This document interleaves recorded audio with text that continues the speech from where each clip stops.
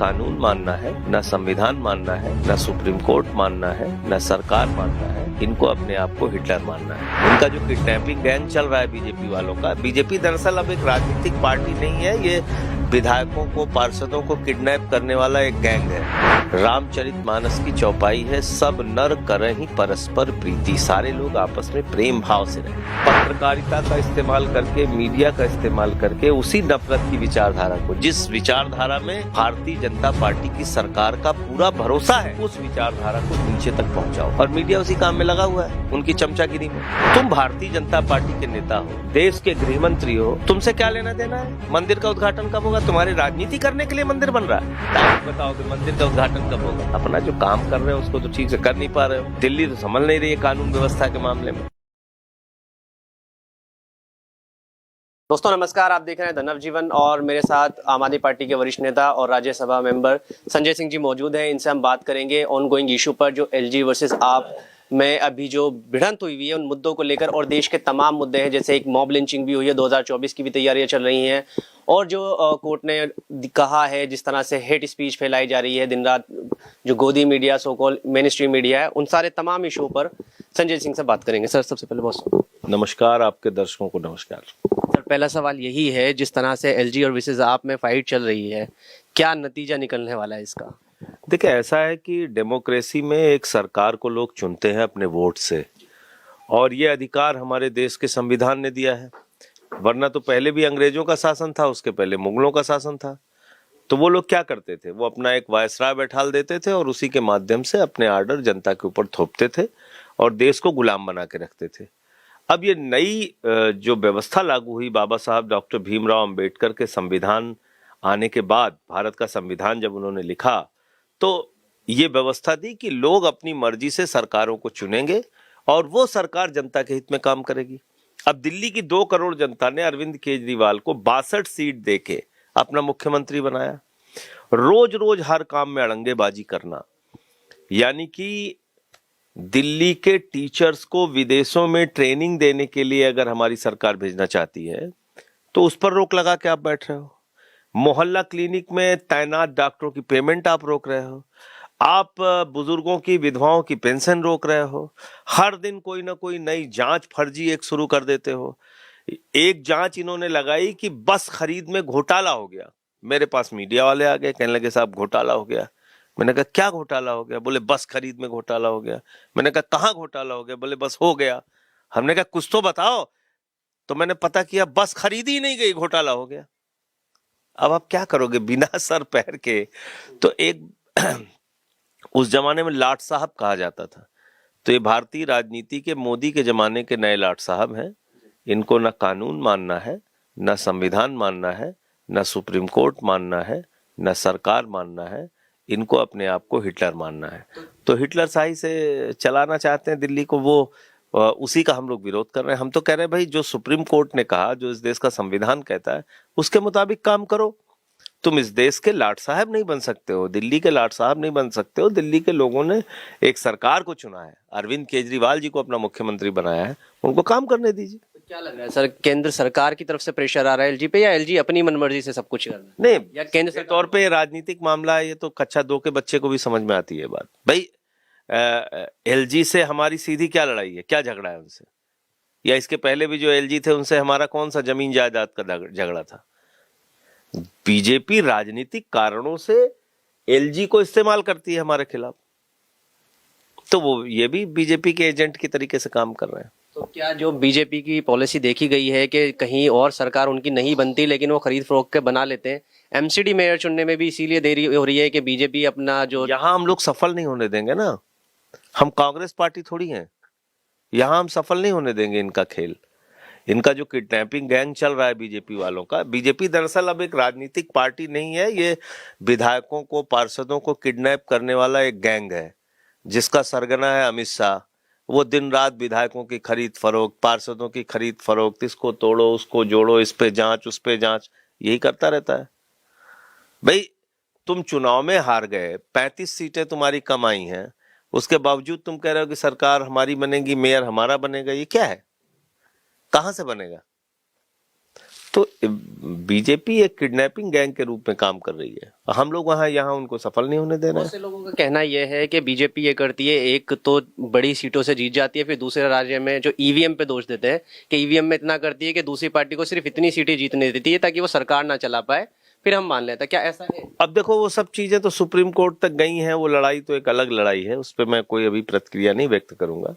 लेकिन जो जो सरकारें चुन के आती हैं उनको तो काम करने दो। जिनको लोगों ने प्रचंड बहुमत से जिताया, 67 सीटें दी, 62 सीटें दी, 3 बार दिल्ली में मुख्यमंत्री बनाया, उस सरकार को तो काम करने दीजिए। मेरा सवाल सिर्फ इतना है, आप सुप्रीम कोर्ट के आदेश को तो मानिए भाई। सुप्रीम कोर्ट ने कहा कि public order, law and order और लैंड को छोड़ के बाकी सारी पावर दिल्ली सरकार के पास है। फिर क्यों आप दिन रात खुराफात करते रहते हैं? 2024 में इलेक्शन आने वाले हैं, अब इस तरह की घटनाएं फिर सामने आने वाली हैं, जैसे लिंचिंग अभी हुई है चलती ट्रेन के अंदर। क्या लग रहा है कि ये कराई जा रही है या 2024 आने वाला है इसलिए? देखो एक बात ये समझ लो आप कि जहां तक हिंदू धर्म का सवाल है, हिंदू धर्म में रामचरितमानस की चौपाई है, सब नर करहि परस्पर प्रीति, सारे लोग आपस में प्रेम भाव से रहें। हमारे धर्म का भाव है वसुधैव कुटुंबकम, पूरा विश्व हमारा परिवार है। तो हिंदू धर्म के नाम पर किसी दूसरे धर्म के मानने वाले व्यक्ति के साथ मारपीट करना, लड़ाई झगड़ा करना, लिंचिंग करना, ये हिंदू धर्म की मूल भावना के खिलाफ है। और भारत की पहचान किससे है? राष्ट्रपिता महात्मा गांधी से। भारत की पहचान किससे है? गौतम बुद्ध से। भारत की पहचान किससे है? सत्य से, अहिंसा से, प्रेम से, भाईचारे से। हमारी पहचान दुनिया में है यूनिटी इन डाइवर्सिटी, विविधता में एकता वाले देश हैं हम कोई ऐसे देश नहीं है जहां पे कट्टरता को बढ़ावा दिया जाए। हमारी तो पहचान पूरी दुनिया में यह है कि अलग अलग धर्म, अलग अलग जाति, अलग अलग संस्कृति, अलग अलग भाषा के लोग एक साथ मिलकर जहां पे रहें, वो है हिंदुस्तान। तो आप ये लिंचिंग की घटनाएं जो हो रही हैं, ये वास्तव में हिंदू धर्म को बदनाम करने का एक प्रयास है, जो भारतीय जनता पार्टी या उससे जुड़े हुए लोग करते हैं। मैं ये नहीं कह रहा हूं कि मुरादाबाद वाली घटना में किसी बीजेपी वाले का हाथ था, लेकिन भारतीय जनता पार्टी इस तरह की विचारधारा को बढ़ावा देती है। उसकी सांसद खुलेआम, जिसको कहा गया कि एक कैंसर की पेशेंट है और उसको बाहर किया गया, अब आप देखिए खुलेआम फुटबॉल भी खेल रही है, बल्ला भी चला रही है, और उसके बाद अभी उसने कहा चक्कू छुरी लेके सबके कर लीजिए और गला काटने के लिए तैयार हो जाइए। तो ये सिखा रहे हैं लोग। सर, पार्टी नफरत की बात हुई तो सिर्फ पार्टी तक नफरत नहीं है, कोर्ट ने भी साफ कहा है कि दिन रात मीडिया में भी, मेन स्ट्रीम मीडिया जो है उसमें भी नफरत दिखाई जा रही है। कभी लव जिहाद, कभी यूपीएससी जिहाद, और तो और विकेट जिहाद भी उन्होंने दिखा दिया कि क्रिकेटर अगर कोई मुस्लिम विकेट लेता है तो उस पर भी वो बोल रहे हैं। देखिए वही तो मैं आपसे कह रहा हूं ना कि एक सरकार जो होती है वो नीचे तक अपनी विचारधारा को पहुंचाने का काम करती है। और अभी सरकार ने अपना एक तंत्र बना लिया है मीडिया के माध्यम से कि वो पत्रकारिता का इस्तेमाल करके, मीडिया का इस्तेमाल करके उसी नफरत की विचारधारा को, जिस विचारधारा में भारतीय जनता पार्टी की सरकार का पूरा भरोसा है, उस विचारधारा को नीचे तक पहुंचाओ। और मीडिया उसी काम में लगा हुआ है, उनकी चमचागिरी में। इसी बात पर सुप्रीम कोर्ट ने टिप्पणी की, और ये किसी के नहीं है। देखिए आप, अभी आंदोलन हुआ किसानों का, कहने लगे साहब खालिस्तानी है जो आंदोलन कर रहे हैं। क्यों? क्योंकि उसमें पंजाब के लोग भी शामिल थे, बाद में यूपी, बिहार, राजस्थान, हरियाणा, सारे लोग शामिल हो गए। लेकिन आपको एक नफरत फैलानी है तो तुरंत कह दिया नहीं साहब ये तो खालिस्तानी है। अब श्री सम्मेद शिखर जी जैनियों का एक पवित्र स्थल है, पवित्रतम स्थल है। अब आप देखिए उसको पर्यटन स्थल घोषित कर दिया। काशी को पर्यटन स्थल बना के उसमें वहां पे धर्म के नाम पे धंधा, श्री सम्मेद शिखर जी में धर्म के नाम पे धंधा। तो किसी के प्रति सम्मान है आपके मन में? अभी बांके बिहारी कॉरिडोर के नाम पे वहां पे बवाल चल रहा है। आप करना क्या चाहते हो? शांति से ना खुद रहते हो, ना इस देश के लोगों से शांति से रहने देना चाहते हो। और ये होता सिर्फ इसलिए है कि आपका ध्यान महंगाई पे ना जाए, बेरोजगारी पे ना जाए, शिक्षा पे ना जाए, स्वास्थ्य की बदहाली पे ना जाए, इसलिए सब करते हैं। सर ऐसा तो नहीं कोई राम मंदिर की ओपनिंग की भी हो रही है, वो 2024 को देखते हुए हो रही है इलेक्शन पे। देखिए, ऐसा है कि मैंने सुना महंत अमित शाह जी ने बताया कि 1 जनवरी को मंदिर का उद्घाटन हो जाएगा। भाई आप हो कौन?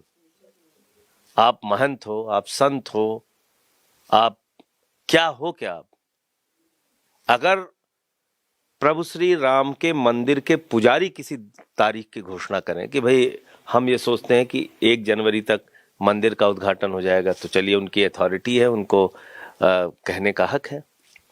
ट्रस्ट के लोग बोले तब भी समझ में आता है। तुम भारतीय जनता पार्टी के नेता हो, देश के गृह मंत्री हो, तुमसे क्या लेना देना है मंदिर का उद्घाटन कब होगा? तुम्हारी राजनीति करने के लिए मंदिर बन रहा है। तू कौन, मैं खामखा? भाजपा क्यों इसमें अपना श्रेय ले रहे हैं? क्यों ले रहे हो भाई? प्रभु श्री राम का मंदिर इस देश के करोड़ों हिंदुओं की आस्था का प्रतीक है। और मंदिर कब बनेगा? हम तो कह रहे हैं कि भाई क्या इस देश का हिंदू ये चाहता है कि जनवरी तक? वो तो चाहते हैं भाई मई में बन जाए, जून में बन जाए, जुलाई में बन जाए, 23 में ही बन जाए, 2 महीने में बन जाए।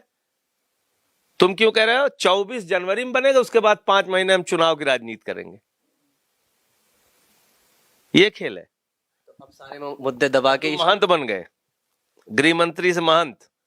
तारीख बताओगे मंदिर का उद्घाटन कब होगा? अपना जो काम कर रहे हो उसको तो ठीक से कर नहीं पा रहे हो। दिल्ली तो संभल नहीं रही है कानून व्यवस्था के मामले में। तो इसलिए इन चीजों को लोग अब धीरे धीरे समझ रहे हैं। वहां भी इनके लोग जमीनों के नाम पे घोटाला कर रहे हैं, होटल बना रहे हैं, दुनिया भर का धंधा कर रहे हैं। उसका मुद्दा आपने उठाया था? बिल्कुल उठाया था। 5 मिनट के अंदर 2 करोड़ की जमीन 18.5 करोड़ में खरीदी गई। भाजपा का पूरा खेल था उसमें। उनके एक नेता का नाम, वहां का जो बीजेपी का मेयर था, उसका नाम था पूरा। मैंने सारे साक्ष्य दिए। तो इनको धर्म से कोई लेना देना नहीं है, गलतफहमी है लोगों को। धर्म के सबसे बड़े विरोधी ये लोग हैं।